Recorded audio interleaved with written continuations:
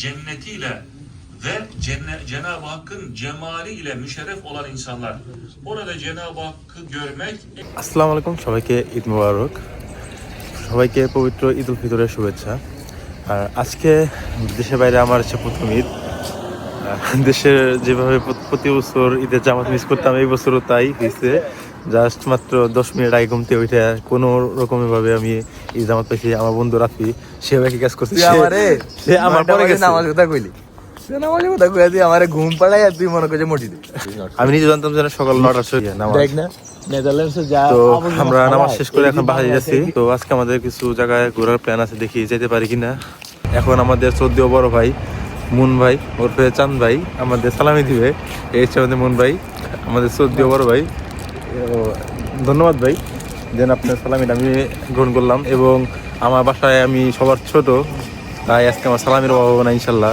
বিশেষ করে বাসা আসার পরে শো বলতেছিল ও নাকি উবার করার সময় একটা মসজিদ দেখছে আমাদের বাসার কাছেই।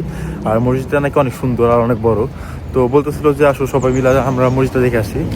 আর তাই আমরা এখন যাইতেছি যে মসজিদটা দেখার জন্য। তো আপনাদেরকেও আমরা ইনশাল্লাহ দেখাবো যে মসজিদটা কীরকম।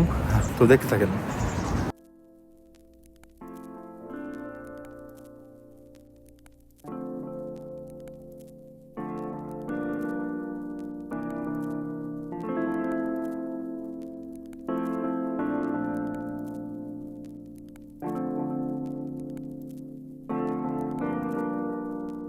আজকে ঈদের দিন এবং সানডে, আর আমাদের আজকে কোনো ক্লাসও নাই, কোনো জবও নাই। তাই হঠাৎ করে আমরা 3 বন্ধু ঠিক করলাম যে আমরা কোনো একটা নেদারল্যান্ডসের সি বিচে যাই। আর রাফি বললো যে ডেন হ্যাগে নাকি যাবে, তাই আমরা হঠাৎ করে 5 মিনিটের প্ল্যানে বেরিয়ে পড়লাম ডেন হ্যাগের উদ্দেশ্যে। তো 30 সেকেন্ডের জন্য আমরা আমাদের ট্রেনটা মিস করছি। এখন আমাদের 25 মিনিটের মতো অপেক্ষা করতে হবে পরবর্তী ট্রেনের জন্য। আর আমাদের ট্রেন মিস হওয়ার অন্যতম কারণ হচ্ছে আমার বন্ধু রাফি। ও আমাদের প্রত্যেক দিনই ভুল ডাইরেকশন দেয় ট্রেনের, তাই আজকে আমাদের ভুল ডাইরেকশন দেওয়া অন্য প্ল্যাটফর্মে আসছে। এবং দেখি আমরা এখানে দাঁড়িয়ে আছি, দেখি এখান দিয়ে আমাদের ট্রেনটা চলে যেতেছে। তো কিছু করার নাই।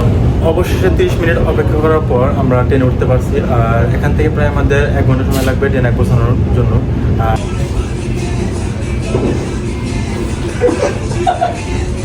আমাদের ট্রেন জার্নিগুলো সবসময় এরকমই হয়। আমরা ইউনিভার্সিটিতে যাই এমনি করতে করতে আসি, ঠিক এমনি করতে করতে। একটা কথা আছে যে ডেকি নাকি সঙ্গে গেলেও বানবায়। আর আমার বন্ধু রাফির ক্ষেত্রে সেটাই দেখতে পেলাম। সে যত ফাঁকাই থাকুক না কেন, সে প্রত্যেকটা দিনই এখানে বসে ভ্রমণ করবে। তার নাকি এখানে বসলে বাংলাদেশের কথা মনে পড়ে, সে বাংলাদেশে সবসময় ট্রেনের দরজায় বসে যাতায়াত করতো। অবশেষে দীর্ঘ এক জার্নির পর আমরা ট্রেনে এসে পৌঁছালাম। আর এখানে আসার পরে আমার বন্ধু শুভ, সে আবেগ আপ্লুত হয়ে গেছে। সে বলতেছে সে নাকি কক্সবাজার এসে পড়ছে। আর তার ফ্রেন্ডদের দেখাইতেছে ফোন দিয়া যে আমরা কক্সবাজার এসে পড়ছি। আসলে বিচে আসলে আমার বাঙালিরা বা বাংলাদেশি মানুষজন ভাবি যে আসলে কক্সবাজার। হ্যাঁ, আমাদের কাছে কক্সবাজার একটা আবেগের নাম। আর এটা আমরা এখন বিচে যাই না, বাট এখানে আসার পর একটু বিচ পাইতেছি। তো দেখতে থাকেন, আমরা বিচে যাই। আমাদের এখান থেকে বিচে যাইতে আর 10 মিনিট লাগবে। বাসে যেতে হবে 2 স্টপ, বেমি বা 3 স্টপ আছে। তো দেখতে থাকেন, আমরা বিচে যাই। বিচে যাওয়ার পর আপনাদের দেখাই বিচটা কত সুন্দর। আমরা যতটুকু ইউটিউবে বা ইনস্টাগ্রামে দেখছি, বিচটা আসলে অনেক অনেক বেশি সুন্দর। আমাদের বাসার থেকে প্রায় 30 মিনিট দূরত্বে একটা বিচ ছিল, বাট আমরা ওইখানে না যেয়ে আমরা ডাইরেক্ট ডেন হ্যাগে এসে বসছি। শুনছি এটা নাকি অনেক সুন্দর। কক্সবাজার আসলে যাওয়ার সময় যারা আসলে গেছে বাসে করে দেখবেন, কলাতলিতে যখন পাহাড়ের উপর থেকে নামে তখন সমুদ্রের একটা সুন্দর ভিউ দেখা যায়। আর এখানেও সেম ওই জিনিসটাই, আমরা নামতাছি আর ওই পিছনে হচ্ছে সমুদ্র। ওই আমি সেম কক্সবাজারের ওই ফিল্ডটা পাইতেছি এখানে। আমরা বিচে আইসা বসছি। আর বিচটা আসলে অনেক অনেক অনেক বেশি সুন্দর। বিচের একটা সিনেমেটিক ভিউ দেখেন।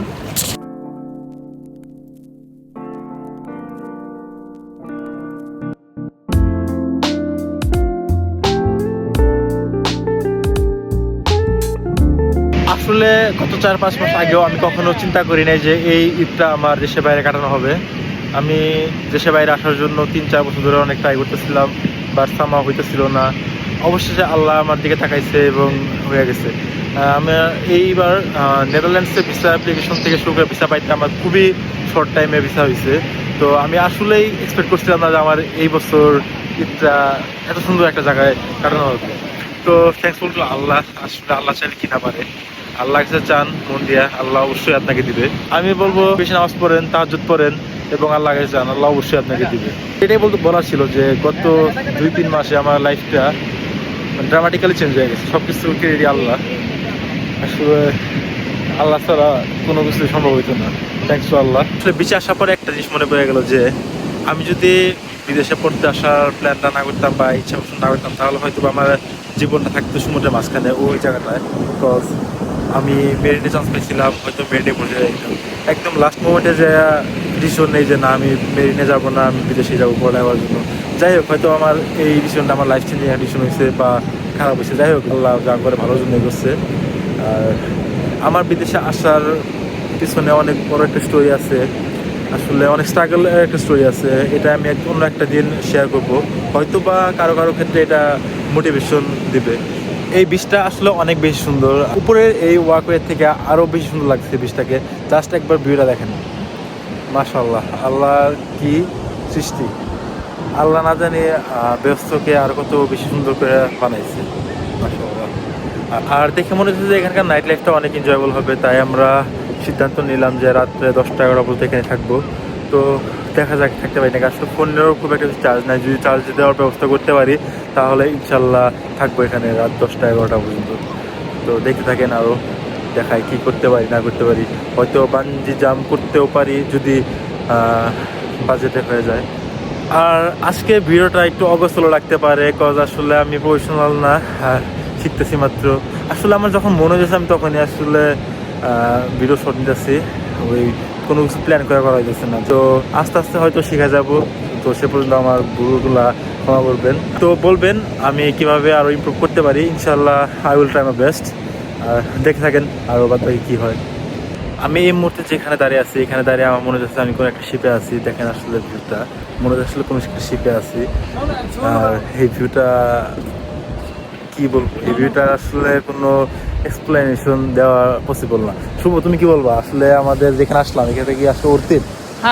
ডেফিনেটলি আই থিঙ্ক দ্যাট যারা আসলে নেদারল্যান্ডসে আসলে আপনারা আছেন বা ইউরোপের অন্যান্য সেনজেন কান্ট্রিতে, সো ডেফিনেটলি আপনাদের সি বিচে যাওয়া উচিত। স্পেশালি আমার যদিও অন্যান্য কান্ট্রির সি বিচ সম্পর্কে তেমন ধারণা নাই, স্টিল আমি ভিজিট করে নেই, but in the future I will do that.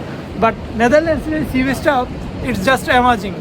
যদিও আমরা বাজারের ভিতরে আমাদের বানজাম পেয়ে গেছিলাম, কিন্তু যেহেতু সোয়েটার উপরে বেঁচে গেছে তাই বানজামটা অফ হয়ে গেছে।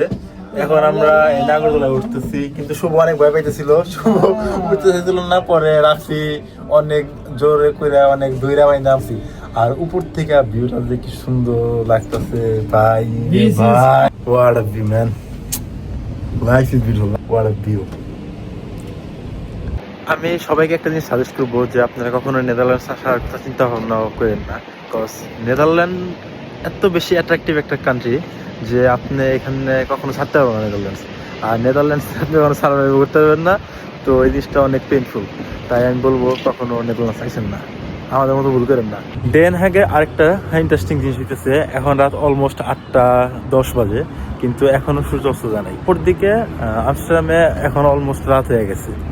এটাই মাত্র 1 ঘন্টারও কম সময় ডিফারেন্স যাতায়াতের, তার মধ্যেই এতটা ডিফারেন্স এই সূর্যাস্ত যাওয়ার।